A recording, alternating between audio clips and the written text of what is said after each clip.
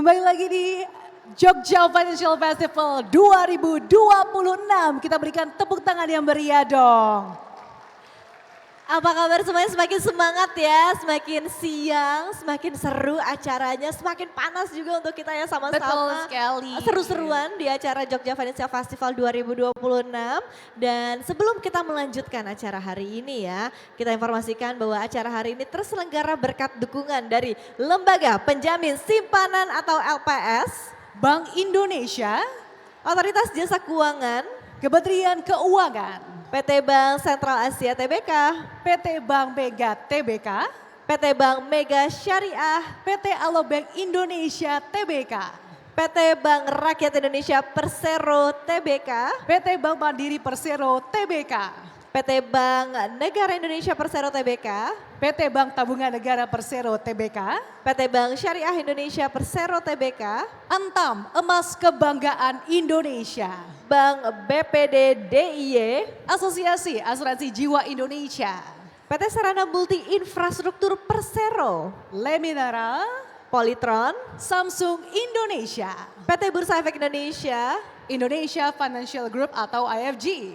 dan didukung oleh Insight by Melia Yogyakarta. Teh Kotak dari Ultra Jaya, Fituno Semangat Fit, dan Pokari Sweat dari PT Amerta Indah Otsuka. Kita berikan tepuk tangan yang meriah dong. Terima kasih sekali lagi atas dukungan berjalan lancar hari ini berkat dukungan dari yang terus sudah kami sebutkan ya Iva ya. betul. Dan habis ini kita akan masuk ke sesi apa Sasa? Sesi ini akan sudah seru banget, tadi kita sudah membahas berbagai topik gitu. Karena kalau misalkan di sesi ini kita akan membahas lebih dekat dari mungkin kehidupan generasi muda. Ini mulai dari transaksi digital, kemudian investasi hingga bangun bisnis dan juga karya kreatif. Betul, dan kita akan masuk ke sesi berikutnya. Dan tentunya untuk membuka wawasan lebih jauh di sesi ini, mari kita simak terlebih dahulu sambutan dari Deputi Gubernur Bank Indonesia, Ibu Aida S. Budiman. Kami persilakan Ibu Aida.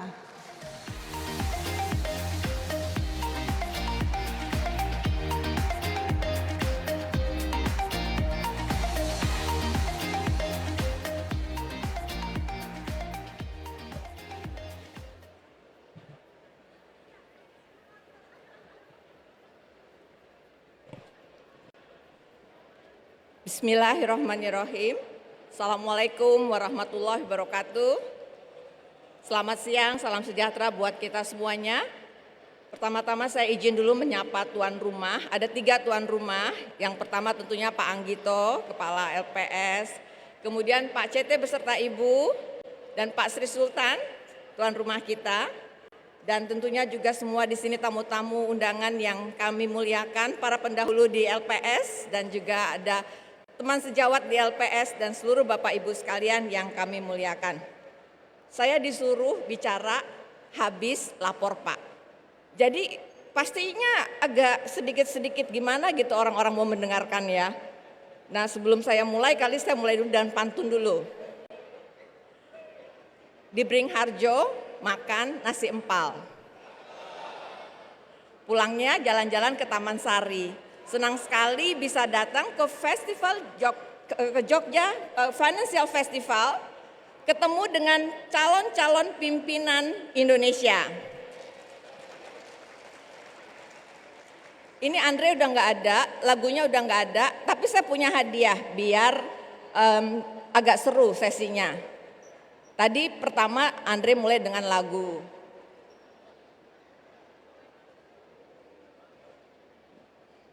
Bu Kiki, selamat datang Bu Kiki dari OJK.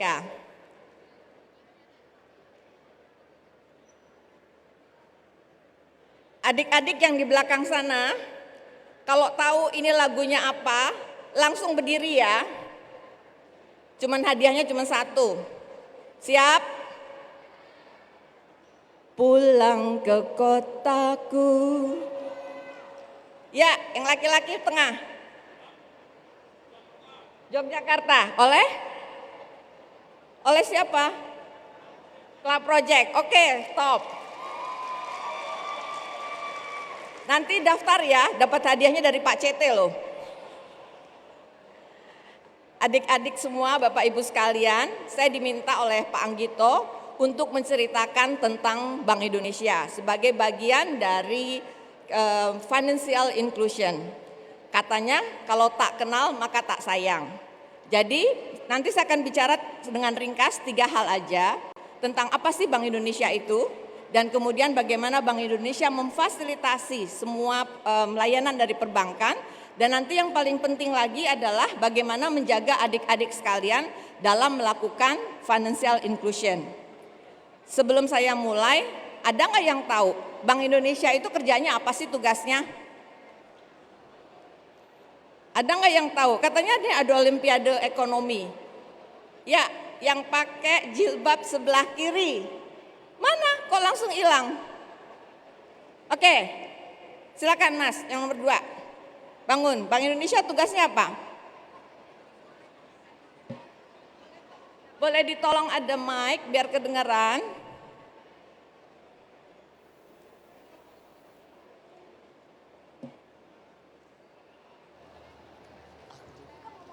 Cek cek. Mohon izin Ibu. Ya. Bank Indonesia itu adalah bank sentral Loh, di Indonesia. yang di sana malah. Tadi saya bilang, oke nggak apa-apa, silakan lu. Siap. Bank Indonesia adalah bank sentral di Indonesia yang berfungsi menjaga kredibilitas moneter, kondisi moneter di Indonesia, sehingga mengatur mungkin dari jumlah uang beredar hingga hal-hal lain, sehingga perekonomian dari sisi moneter dapat berjalan dengan baik. Demikian, terima kasih. Namanya siapa? Siap, mohon izin Ibu, Adrian Agustino Begal Saragi dari SMA Taruna Nusantara. Demikian, terima kasih. Bagus. Tidak persis tapi dapatlah ininya. Silahkan nanti dapat hadiahnya, tolong didaftar ya. Tadi yang di sana tolong. Yang tadi udah berdiri, ya kamu. Ya. Tolong Pak, yang pakai baju coklat.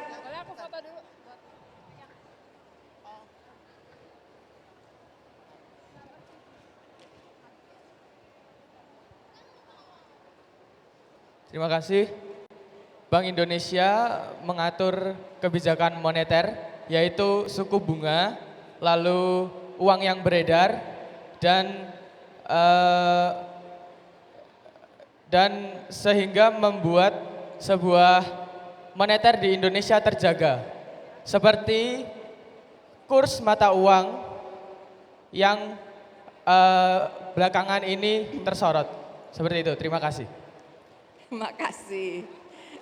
Namanya siapa tadi? Agak nggak boleh dapat hadiah ini nanti ya. Nama saya Prabu Anggara Kusuma dari SMA 11 Yogyakarta. Oke, terima kasih. Jadi adik-adik semua, tugas Bank Indonesia itu adalah menjaga stabilitas.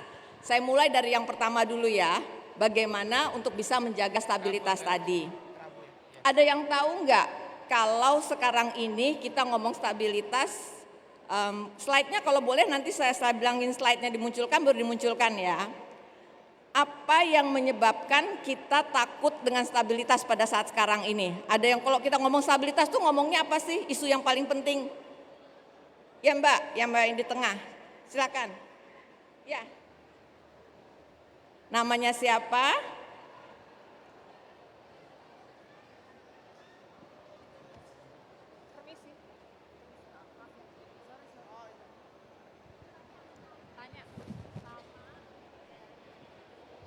Baik, terima kasih. Sebelumnya perkenalkan nama saya Latifah Alia Gyunda. Saya dari SMA Unggulan CT Arsa Foundation Sukoharjo.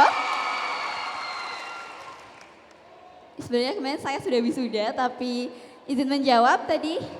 Oke, ya salah satu hal yang saat ini paling disorot tentang stabilitas ekonomi adalah terjadinya peperangan, terutama di Iran juga Amerika Serikat, yang pasti mengganggu jalannya perdagangan dan lain sebagainya yang mempengaruhi tentang ekonomi di tingkat internasional. Sekian, terima kasih. Makasih. Tolong slide-nya, nanti dapat hadiah ya, silahkan.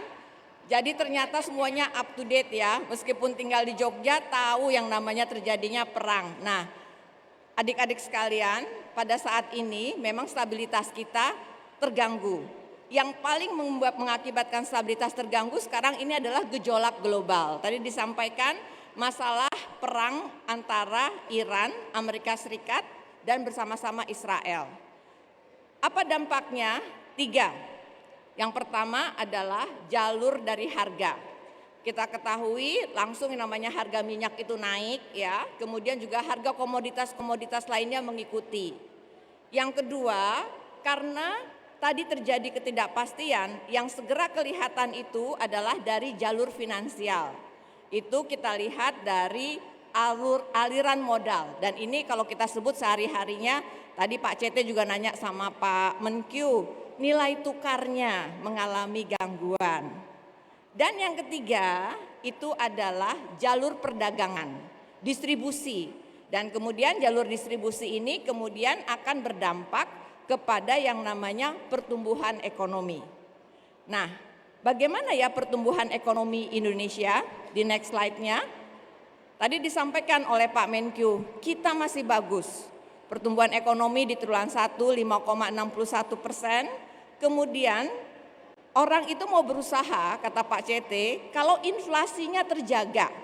Nah, inflasi kita terjaga 2,42%. Bank Indonesia juga memperkirakan akan sekitar 2,5 plus minus 1%, sesuai dengan sasaran yang sudah disetujui dengan Kementerian Keuangan. Satu lagi tentang nilai tukar, nanti saya akan sampaikan, tapi adalah iklim investasi terjaga. Nah, ini yang penting karena sebagai pelajaran dari tadi yang globalnya mengalami naik turun adalah bagaimana kita menjaga yang namanya permintaan domestik. Permintaan domestik itu adalah yang dibilangin sama Pak Menkyu, konsumsi, investasi, termasuk belanja pemerintah. Itu yang penting dijaga.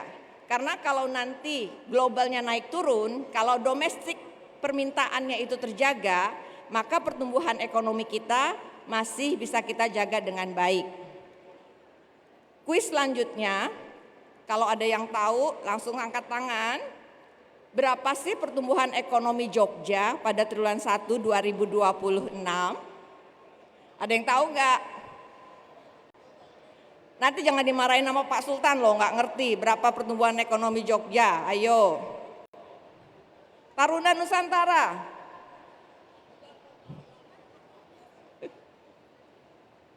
Wah, nah udah siap saya nge-google. Yang perempuan silakan. Izin menjawab. Izin memperkenalkan diri, nama siswa Angela Abigail, asal SMA Taruna Nusantara. Jawabannya 5,84%. Ya, hadiahnya nanti berdua ya, bagi-bagi ya. Tapi 5,84%, artinya banyak daerah-daerah kita yang pertumbuhan ekonominya itu di atas pertumbuhan nasional. Dan artinya inilah optimisme yang mesti kita jaga. Jadi adik-adik semua, Bapak Ibu sekalian, mari kita jaga optimisme perekonomian supaya bisa tumbuh. Dan kami sih di Bank Indonesia memperkirakan 2026 ini 4,9 sampai 5,7%. Berikutnya adalah tentang si nilai tukar. Ini nilai tukar yang sekarang ini lagi banyak semua orang pada membicarakan. Mungkin saya mau cerita, kenapa sih nilai tukar itu mengalami pelemahan? Yang namanya barang, adik-adik semua, pasti tergantung dari supply dan demand, dari permintaan dan dari penawaran. Jadi dia mengalami pelemahan karena yang ditawarkan untuk si US dollarnya itu lebih sedikit daripada yang meminta. Itu gampangnya. Nah, kalau kita ngomong makronya itu adalah kita lihat di yang disebutnya neraca kita berdagang dengan negara lain. Negara kita berdagang dengan negara lain itu nanti ditangkap dalam yang disebut dengan transaksi berjalan ya. Itu gambarnya di sebelah kanan bawah. Transaksi berjalan kita tuh yang warna merah. Warna merah artinya defisit. Defisit artinya kita netnya mengalami banyakkan bayarnya daripada menerimanya. Nah, ini yang menjadi permasalahan tadi yang disampaikan juga oleh Pak Menteri, kenapa kita nanti Pak Presiden akan membuat suatu badan yang akan memastikan penerimaan dari ekspor kita semakin baik lagi dan semakin optimal. Nah, untuk menutup daripada transaksi berjalan tadi, ada satu lagi namanya transaksi modal. transaksi modal itu juga sekarang ini sedang mengalami penurunan. Sehingga kita memang harus menarik bagaimana arus modal asing tadi masuk ke dalam Indonesia sehingga kita bisa melakukan pemenuhan dari kebutuhan yang kita harus membayar ke luar negeri. Itu ya yang menjadi persoalannya. Tapi apakah kita buruk-buruk amat dari nilai tukar? Kita mestinya melihatnya nilai tukar kita ini awal tahun sekitar 16.680-an. Sekarang itu 17.700-an. Memang levelnya kelihatan 17.700, tapi kalau dilihat sebetulnya pelemahannya itu 5,5%-an. Saya bukan bilang kita harus tidak apa-apa, kita harus apa-apa. Artinya kita harus berusaha bagaimana membuat agar nilai tukar kita ini semakin stabil. Dan itulah yang dilakukan oleh Bank Indonesia. Bank Indonesia memastikan stabilitas dari nilai tukar, bukan levelnya, tapi stabilitasnya. Berbeda dengan tahun 97-98. 97-98 itu kita mulai dari 2.300 tiba-tiba ke 17.000. Jadi dengan waktu yang sangat tiba-tiba dan mendadak.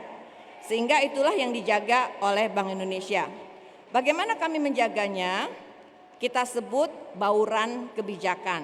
Di slide yang berikutnya, kebijakan Bank Indonesia itu ada 3 yang utama. Yang pertama tadi yang sudah disebut moneter. Yang kedua makroprudensial. Yang ketiga sistem pembayaran. Nah, kalau yang moneter tadi warnanya ya di sebelah sana warnanya kuning. Artinya apa? Artinya dia menjaga stabilitas. Dia tidak mau untuk mendorong perekonomian secara langsung. Tetapi ada jamu manisnya, nanti saya ceritakan. Tetapi yang lainnya warnanya hijau. Artinya mendorong pertumbuhan ekonomi. Inilah yang disebut dengan bauran kebijakan.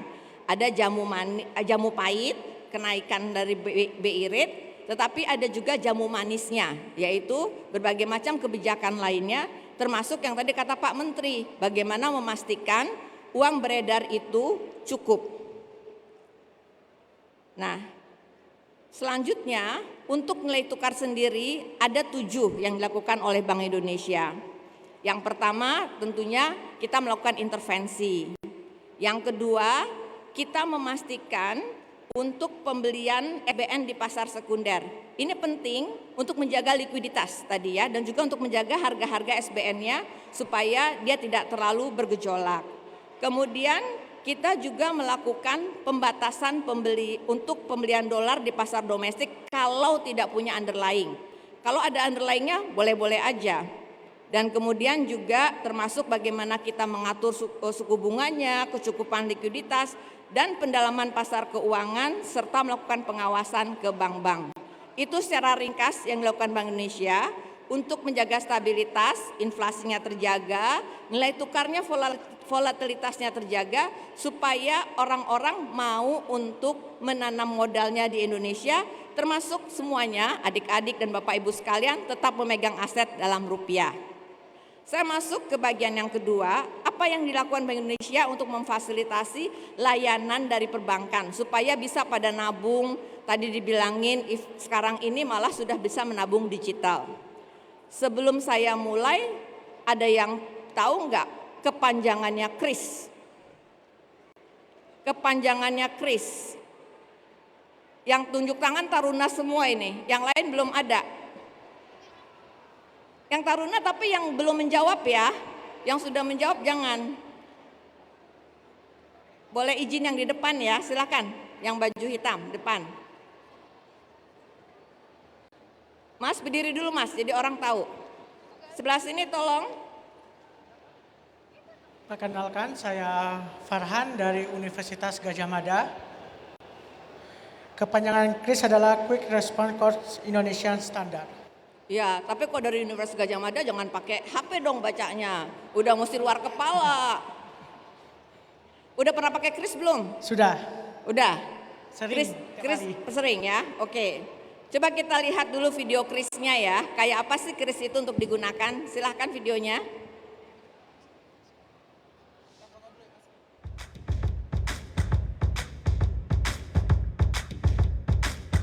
KRIS kembali menjadi game changer dalam akselerasi sistem ekonomi digital di Indonesia. Mengambil peran besar dalam lanskap pembayaran digital di Indonesia, Bank Indonesia terus berinovasi melalui fitur terbaru KRIS yang kini dapat digunakan untuk tarik tunai, transfer, dan setor tunai. Tuntas. KRIS Tuntas mengubah transaksi untuk semua. Memperluas akses layanan pembayaran dan menjangkau seluruh lapisan masyarakat. Mendukung stabilitas sistem pembayaran dengan memfasilitasi interkoneksi pembayaran pada akun perbankan maupun uang elektronik yang berpartisipasi. Lebih efisien dengan biaya yang terjangkau dibanding metode lainnya. Tarik tunai masyarakat kini bisa melakukan tarik tunai menggunakan KRIS. Caranya, tinggal pindai KRIS-nya, masukkan PIN-nya, uang tunai siap untuk diterima. Transfer. Masyarakat bisa melakukan transfer dana ke antar pengguna KRIS lainnya. Caranya, pengirim pindai KRIS milik penerima, penerima melakukan input nominal dan PIN di aplikasi pembayaran milik penerima. Pengirim input PIN di aplikasi pembayaran, penerima bisa langsung menerima dana. Setor tunai. Masyarakat bisa melakukan setor tunai dengan menggunakan KRIS. Caranya, agen menerima uang tunai dari user, penyetor scan KRIS, input nominalnya, input PIN di aplikasi pembayaran, setor tunai berhasil. Untuk menambah kenyamanan transaksi bagi masyarakat, inovasi KRIS Tuntas juga bisa digunakan di seluruh ATM yang berpartisipasi. Dengan harga yang lebih efisien, menyasar seluruh lapisan masyarakat yang belum terjangkau layanan perbankan di berbagai wilayah Nusantara. Itu ya, KRIS ya, jadi dipakai. Kalau untuk UMKM, charge-nya masih 0 rupiah, jadi nggak ada charge-nya, kecuali nanti yang besar-besar. Tolong dipakai karena sangat mudah supaya kita bisa cemumuah, cepat, mudah, murah, aman dan handal dalam melakukan transaksi sehari-hari. Satu lagi yang pengen saya ceritain di slide berikutnya adalah tentang PD. Ini pasti sangat relevan dengan adik-adik sekalian dan barangkali ada yang juga sudah mengikuti PD. PD ini adalah inisiatif bersama Bank Indonesia bersama OJK dan juga dengan kementerian lainnya untuk membuat Pusat Inovasi Digital Indonesia. Di sini adik-adik dilatih untuk menjadi champion digital Indonesia ke depan. Sekarang sudah berjalan untuk tahun 2026, dari 2.300-an proposal, sekarang yang lagi dilatih adalah 800 proposal. Tiap tim itu ada 2 sampai 5 orang, jadi itu lebih kurang bisa sampai 3.000 orang yang sedang dilatih. Dilatihnya selama 180 jam dan 22 hari diajarin, batch yang pertama diajarin untuk mengerti bagaimana sih caranya membuat visibility. Tadi ada yang mau jadi pengusaha, untuk jadi pengusaha itu gimana?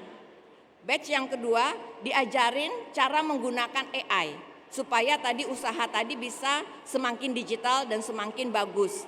Batch yang terakhir nanti ada sekitar 80 orang, jangan lupa mendaftar ke Bank Indonesia ya. Itu satu hal untuk kita bisa semakin digital.